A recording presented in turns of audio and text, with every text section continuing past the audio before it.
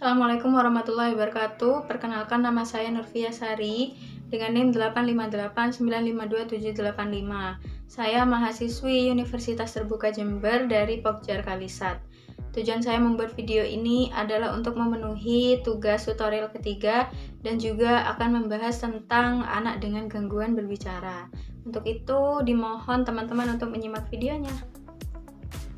Sebelum kita melangkah lebih jauh, ada baiknya kita mengetahui dulu apa sih anak dengan gangguan berbicara itu. Jadi, anak dengan gangguan berbicara adalah anak yang mengalami kesulitan dalam mengucapkan atau membentuk bunyi bicara, sehingga ucapannya menjadi sulit untuk kita pahami, dan tentunya kesulitan yang mereka alami ini akan mengganggu komunikasi sehari-hari mereka. Kondisi gangguan berbicara pada anak ini bisa berupa keterlambatan bicara, di mana kemampuan bicara anak tidak sesuai dengan usianya, atau juga bisa berupa gangguan artikulasi. Di sini, dengan gangguan artikulasi ini, anak mengalami kesulitan dalam mengucapkan bunyi kata atau melafalkan bunyi kata tertentu. Gangguan berbicara pada anak, khususnya pada anak usia sekolah dasar, tentunya akan mempengaruhi kinerja akademis dan juga interaksi sosial mereka.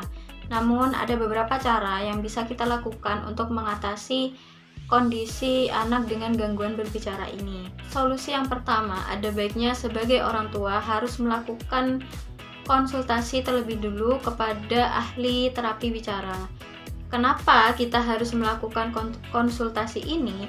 Agar orang tua dapat mengetahui dan memastikan gangguan berbicara seperti apa yang sedang anak tersebut alami.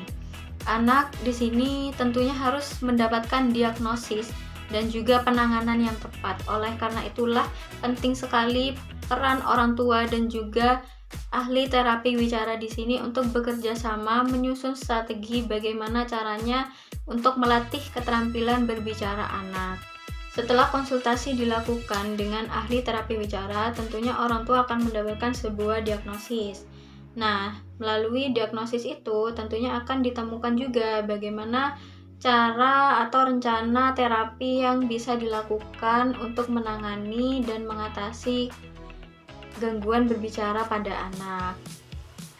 Orang tua di sini harus memahami tujuan dan latihan seperti apa yang harus dilakukan di rumah setelah berkonsultasi dengan ahli terapi bicara tersebut. Di sini saya memiliki beberapa strategi yang bisa dilakukan oleh orang tua untuk melatih keterampilan berbicara anak di rumah. Adapun yang pertama yaitu membangun komunikasi yang mendukung dengan anak. Yang kedua, melakukan latihan secara teratur dan terstruktur. Dan yang ketiga adalah menciptakan lingkungan yang positif dan aman serta nyaman untuk anak. Pada strategi yang pertama, membangun komunikasi yang mendukung dengan anak, artinya di sini orang tua harus bisa menjadi pendengar yang baik untuk anak. Artinya pada saat anak berbicara, orang tua harus memberi perhatian penuh dan tidak menyela ataupun memotong kalimat yang sedang anak utarakan. Selain itu, orang tua harus memberikan waktu yang cukup bagi anak untuk merespon ataupun menyelesaikan kalimat mereka. Jadi, hindari untuk memotong ataupun terburu-buru untuk menyelesaikan kalimat yang sedang berusaha mereka ucapkan. Seperti itu. Jadi, ada baiknya ketika anak itu berusaha untuk mengutarakan suatu kata, kita harus menjadi pendengar yang baik bagi mereka.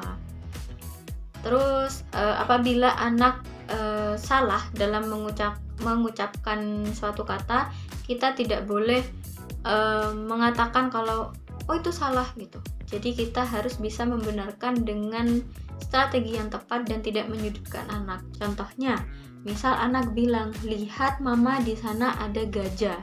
Nah, tentunya kata gajah di sini itu kan salah. Pengucapan yang benar adalah gajah. Nah, kita sebagai orang tua ada baiknya merespon seperti ini. "Oh iya, mama juga melihat gajah besar di sana." Nah, merespon kata anak dengan tanpa memaksa mereka untuk mengulangi, itu tentunya akan menciptakan komunikasi dan lingkungan yang baik untuk mereka. Strategi yang kedua yang bisa dilakukan orang tua di rumah yaitu melakukan latihan teratur dan struktur. Artinya latihan keterampilan berbicara anak itu dalam melakukan pelatihannya itu tidak harus selama berjam-jam, karena konsistensi itu lebih penting daripada durasi panjang. Ada baiknya meskipun hanya 5 menit ataupun 10 menit tapi dilakukan setiap hari, itu lebih baik daripada durasi yang berjam-jam tapi tidak teratur. Seperti itu. Nah, latihan itu juga bisa dilakukan dengan menggunakan permainan yang fokus pada bunyi atau kata yang sedang mereka latih. Misalnya bisa dengan menggunakan permainan kartu yang menargetkan bunyi tertentu. Bisa bunyi A, B, C, atau D, seperti itu. Nah, selanjutnya bisa dengan kita membaca keras. Artinya kita sebagai orang tua bisa membacakan sebuah buku cerita yang secara teratur kepada anak. Nah, setelah itu ajak anak untuk menunjuk gambar dan menyebutkan nama objek tersebut. Strategi yang ketiga yang bisa dilakukan oleh orang tua untuk melatih keterampilan berbicara anak di rumah adalah dengan menciptakan kondisi lingkungan yang positif. Nah, kondisi lingkungan yang positif ini bisa orang tua bangun dengan cara memberi pujian dan dorongan pada usaha anak. Contohnya, katanya itu berupa, "Wah, mama suka caramu berusaha mengucapkan kata itu." Nah, tentunya dengan pujian ini akan membangun motivasi anak untuk terus berlatih. Selain lingkungan rumah, lingkungan sekolah juga menjadi tempat utama interaksi sosial dan belajar anak. Untuk itu, ada beberapa strategi yang bisa dilakukan oleh guru maupun orang tua untuk mendukung kondisi anak yang memiliki gangguan berbicara ini di sekolah. Strategi yang pertama yang bisa dilakukan yaitu orang tua harus menginformasikan sejak awal kepada guru tentang kondisi gangguan berbicara yang dialami oleh anak dan jenis terapi seperti apa yang sedang dijalankan oleh anak tersebut. Nah, setelah mengantongi informasi tersebut, tentunya orang tua dan guru bisa saling bekerja sama untuk mencapai tujuan bersama dengan cara orang tua itu harus memberitahu guru strategi khusus yang efektif bagaimana cara mengatasi gangguan berbicara pada anak. Misalnya orang tua memberitahu bagaimana cara merespon anak atau kata-kata yang sedang anak tersebut latih. Nah, strategi selanjutnya yang bisa dilakukan guru untuk mengatasi anak gangguan berbicara yang ada di dalam kelas ini, yang pertama, guru bisa memberi waktu tambahan bagi anak untuk menjawab. Beri anak waktu lebih untuk menyusun jawaban mereka, terutama saat ditanya di depan kelas. Jadi, memberi kesempatan pada anak untuk menyelesaikan kalimat atau respon yang sedang anak itu berikan. Yang kedua adalah mengizinkan anak untuk menyampaikan ide secara tertulis atau menggunakan alat bantu visual jika berbicara di depan umum itu memicu kecemasan. Yang ketiga adalah menempatkan anak dalam kelompok kecil dengan teman-teman yang mendukung untuk mengurangi tekanan berbicara. Selain itu, guru juga bisa memberikan sebuah dukungan sosial dan emosional kepada anak. Guru itu harus peka terhadap potensi diejek atau diintimidasi karena cara berbicara mereka. Nah, dengan ini guru bisa menciptakan budaya kelas yang inklusif untuk menghargai perbedaan. Jadi, untuk mengatasi bully tersebut, guru harus peka terlebih dulu terhadap lingkungan yang ada di dalam kelas dan beri pengertian kepada teman-teman yang dalam artian memiliki kemampuan yang sesuai pada umurnya untuk mengerti kondisi anak yang memiliki gangguan berbicara tersebut.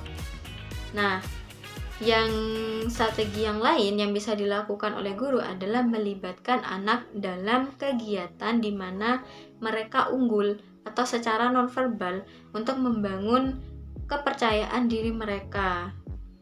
Jadi itulah beberapa strategi yang bisa dilakukan untuk mengatasi anak dengan gangguan berbicara. Poin utama di sini menurut saya yaitu kesabaran dan konsistensi dari orang tua, terapis, dan juga guru adalah kunci keberhasilan untuk mengatasi gangguan berbicara yang dialami oleh anak. Jadi 3 peran orang dewasa tersebut tentunya sangat penting untuk menciptakan kondisi lingkungan yang aman, nyaman bagi anak untuk belajar ataupun berinteraksi dengan orang-orang di sekitarnya. Mungkin itu saja yang bisa saya sampaikan. Apabila ada kesalahan, saya memohon maaf sebesar-besarnya. Kurang lebihnya saya minta maaf. Sekian, terima kasih. Wassalamualaikum warahmatullahi wabarakatuh.